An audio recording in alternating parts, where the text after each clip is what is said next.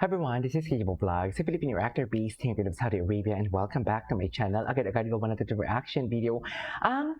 Team Maybe. So I won't take any longer. I am really excited to watch this one. Actually, may mga i-shoutout ko lang to si Ma'am Shogo and Malus. Thank you so much po. And of course, maraming salamat din sa ating mga supporters. Maraming salamat sa ating mga members for today's video.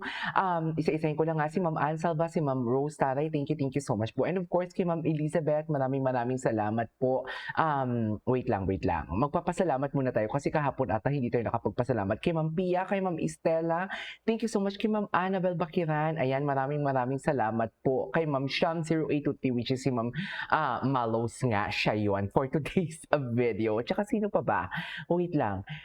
Magpapasalamat muna tayo. Marami tayong papasalamatan. Si Ma'am Robelang, thank you so much. So, yeah, I won't take any longer. Agad-agad, si Ma'am Ansalva, shout out to you nga. Oo. So I won't take any longer. Gawa natin ito ng reaction video because why not? So ito na nga for today's video. Marami akong mga comments or mga messages na nababasa for today's video. Isahin na natin to. Gusto ko lang itong basahin si Ma'am Shogo and Malus. Okay. Ang sabi talaga ni Ma'am, ay, bakit ko pinangalanan? Pero sige lang.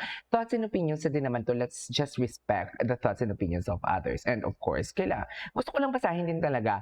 Kasi ganun din ang naoobserbahan ko. Kaya hindi na nagbibigay ng ayuda si Sir Jack and everything kasi masyado na siyang nasasakal. Ganun din naman talaga, di ba? Pag ang isang tao is very demanding, very clingy, kahit sa friendship, di ba? Kung ang isang tao is very needy, very clingy, medyo nakakasakal. Kasi, for example, ako as my friend, tapos may friend akong clingy, tapos needy, na parang all the time gusto niya andyan, all the time meron, all the time ganito, all the time ganyan. Nakakasakal yun kasi may sarili din akong buhay. So, nagigets ko din si Sir Jack kung saan siya nanggagaling, kung if ever man na na-offend siya, kasi kung ano-ano na lang talagang binabato eh. Ngayon ang binabato sa kanila, may ano daw, love daw talaga, parang ibang love ang nai-offer ang meron kay Bimbi and Sir Jack, which is too impossible. Grabe naman kayo, konting respect naman. Parang ano na yan, parang ang mga bashers na yan, parang sagarang crossing the lines na talaga. Actually, they crossed the line na nga sa maybe kung ano-anong binabato nila. Tapos ngayon, pati si Sir Jack, idadamay ninyo pa. Huwag ganun. Kasi alam ninyo na hindi affected yung maybe sa mga pakulo ninyo na may ibang babae na hindi mahal. Alam ninyo hindi effective. Kaya gagamit na naman kayo ng mas malala, which is idadamay nyo pa si Sir Jack na nagbibigay sa amin ng ayuda. Ganyan tayo eh. Pero come to think of it for today's video. Ang mga bashers kasi, ano na talaga yan, what you call this, negative lang talaga yan, ang kanilang iniisip. Ang mga bashers kasi, wala yan silang ibang gawin, kundi awayin ang mga Team Maybe. Katulad ko, awayin kayo na nagsusuporta sa Team Maybe. Kaya, kung hindi man nila tayo matinag, kung hindi man nila tayo kayang patumbahin, tutumbahin nila yung ugat. You know what I mean? Yung ugat, yung nagbibigay sa atin ng ayuda. Tapos si Sir, marami talaga akong nababasa, sa totoo lang. Kung ano-ano yung mga nababasa ko about kay Sir Jack. Kaya nga kahapon, umalma ako. Sabi ko, hala, teka lang. Bakit pati si Sir Jack nadamay? Diba? Bakit pati si Sir Jack nadamay? Bakit pati si Sir Jack ganito, ganyan? Eh, nag-stop lang naman siya magbigay ng ayuda because nasasakal siya. Kung ano-ano. Alam mo yung parang binigay mo na yung ganito mo, yung kamay mo, pati braso mo, kukunin pa. Yung sobrang demanding na. Kasi ako kaya ko talaga maghintay eh. Kasi hindi naman ako, I ship responsibly. 'Di ba? Nag-i-enjoy ako kung ano nakikita ko sa baby. Kontento ako kung ano nakikita ko sa baby. Yung mga gustong kunin pati kamay ni Sir Jack or braso ni Sir Jack, is yan yung mga hindi kontento talaga. Sa totoo lang. Anyways, basahin ko muna to. Honestly, I think Mr. Jack Salvador has to change his attitudes towards fans kasi na may misinterpret siya. But changing Mr. Salvador is not easy kasi matanda na yan. Good attitude is built, not taught overnight. It develops 2 years of experience, responsibility, respect, and learning how to handle both success and disappointment. I think Mr. Jack is not just my 2 cents. Yun yung sabi. Okay. Kung opinion kasi ni Ma'am yun eh, 'di ba? Opinion kasi ni Ma'am Shogo and Malus yun. But for me, But for me, ako very transparent ako dito ha. Hindi porket na friends tayo is mag-a-agree ako. 'Di ba? Pero hindi porket na hindi ako nag-a-agree sa'yo is magkaaway tayo. Okay? Is magkaaway tayo. It's just like give and take. It's just like a matter of understanding. Naiintindihan kita because that is your opinion. But if you will look into brighter side, wala namang ginagawa si Sir Jack eh.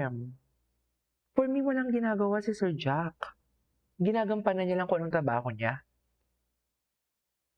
'Di ba? Actually, minsan nga, naaano din ako na natatakot ako for Sir Jack. Kasi 'di ba, kahit sa bahay nagla-live, tapos oras ng pahinga ni Bimbi, minsan hinahanap si Bimbi ng mga fans sa live niya. Tapos, siyempre kahit ayaw niyang ipakita, kasi siyempre nagpapahinga na si Bimbi during the time, kailangan niyang tawagin si Bimbi kahit saglit lang para mapagbigyan kayo. Pero alam mo, naisip ko, sabi ko, alam mo, feeling ko may mga times na nagsasabihan si Sir Jack na, alam mo yun, hindi naman napapagalitan pero napapagsabihan na parang, pwede ba hinihinay, wag masyadong ipakita sa live mo si Bimbi kasi nasa bahay tayo, nagpapahinga siya, parang private space niya, something like that. Pero kasi yun na nga, dahil sa demand ng tao sa kanya, kasi nga pinakita niya before ang nabibigay ng ayuda, kaya medyo mahirap din tumanggi na natanggihan si Sir Jack. Pero ngayon, wala nang boundaries eh, no?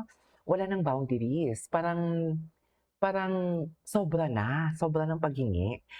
Kaya dapat may boundaries pa din. Kung nakikita niyo yun sa mga fans ko, kahit kaninong fans ko, mga Barda and everything, kahit kay Christina, kay Kanaba Christina, kay Ma'am Shogo Malos, hindi ako masyadong nagchichismis or nakikipag-usap because I set boundaries. Oo, nagre-reply lang ako kung may time ako, nagre-reply ako kung kailan ako may time. Pero hindi po makikipag-usap ako because you are sa followers kita, nagbibigay ka sa akin ng super thanks and everything. Kahit kanino, hindi lang sa maybe. Kasi hindi lang naman maybe yung nagbibigay sa akin ng super thanks or nagbibigay ng suporta sa akin. Kahit saan, hindi talaga ako nakikipag-usap because I set boundaries. So, itong kay Sir Jack, naiintindihan ko siya bakit he stopped suddenly. Kasi nasakal siya eh. Na-toxican siya. You know what I mean? Sana intindihin din natin si Sir Jack. At kung hindi porket na hindi nagbibigay ng ayuda si Sir Jack is nagsiselos or may something sila nabibigay, that's too impossible. That's too impossible, darling. Nandyan si Sir Jack ng bata pa si Bimbi. So parang basically, parang anak yun na yan. That's too impossible. Sa totoo lang, hindi ganun yun. Please, huwag kayong magpakain sa mga negativity ng mga taong ganyan yung finifeed. Okay? Masaya lang tayo. Sige na please, masaya lang tayo. Kung ayaw nyo nang maging masaya, kung ayaw nyo naging maging masaya, pwede kayong lumabas sa YouTube channel ko, sa comment section, kung ganon. Labas kayo. But wait lang, hindi ko sinasabing hindi masaya yung mga nagme-message sa akin or nagbibigay ng thoughts and opinions. Yung akin lang, hindi naman kasi yung pagja-judge eh. That is the opinion. Yung mga nagko-comment dito, opinion nila yan. But doesn't mean na negative sila. 'Di ba? Ang mga negatibo lang talaga yung mga nagsasabing may relasyon si Bimbi and si Bimbi and si Sir Jack. Bakit ganoon? Hindi ganoon. Anyways, ang sexy ni Raisa dito. Panoorin natin to. Pinagkaguluhan din si Raisa sa Hong Kong, which is nakita ko din naman talaga na pinagkaguluhan talaga siya. Alam mo, I really love and enjoy kung anong natatamasa ni Raisa ngayon. Aminin man natin, matunog na talaga ang pangalan ni Raisa before, pero mas lalong tumunog talaga ngayon. After the Tony Talks, after ng pagbisita ni Bimbi, after ng after ng Kim Chiu incidents, tama ba yun? Yung Kim Chiu and Raisa joke and everything. Naging matunog talaga and naging sikat talaga siya. And of course, naging sikat siya lalo because naging matunog siya lalo because of the Team Raisa vlog. Diba? So, parang I enjoyed watching Raisa na pinagkakaguluhan siya because she deserves it. No, she deserves it. Mabuti siya tao. Doon sa Bimbi talaga, hindi pa siya pumapasok sa Itbulaga and everything, sikat na talaga siya. 'Di ba, pinagkakaguluhan na talaga siya. We cannot deny the fact na pinagkakaguluhan na talaga si Bimbi and established na din talaga ang pangalan ni Bimbi and so as Riza as well. But what I'm trying to say is, ano talaga, mas lalo talagang pinagkaguluhan si Raisa ngayon, right? Pero ang sexy niya dito ha, ayan na para bang may ibig sabihin na naman 'to, "Saan ka na Han?" Charis, tama ba yun? Anyways, gusto ko makita yung ibang ay pinapanood na natin 'to. Wait lang, gusto kong makita yung mga kasi ang sabi pinagkaguluhan daw siya. Ano ang pinagkaguluhan sa kanya? Ay, yes, sa Hong Kong daw, eh. Okay, wait lang, gusto ko din humingi ng pasensya siyempre nag, gusto ko din humingi ng pasensya, ng accountability. Okay, though ang sa vlog pala is hindi si Bimbi, ay hindi yung sa mirror hindi si Bimbi, kundi si Jose Manalo. Si Jose Manalo talaga nakita ko yung video, so maraming comment kahapon na hindi yan si Bimbi, si Jose Manalo yun, which is si Jose Manalo nga. Pero naman kasi ang color ng jacket ni Jose Manalo and ang kay Bimbi is parehas. Even the eyeglasses is parehas, even the side profile is parehas, pati yung cut ng buhok is parehas. Kaya I assume. So ngayon, naintindihan ko na okay lang maglandi, wag lang mag-assume. Eme lang.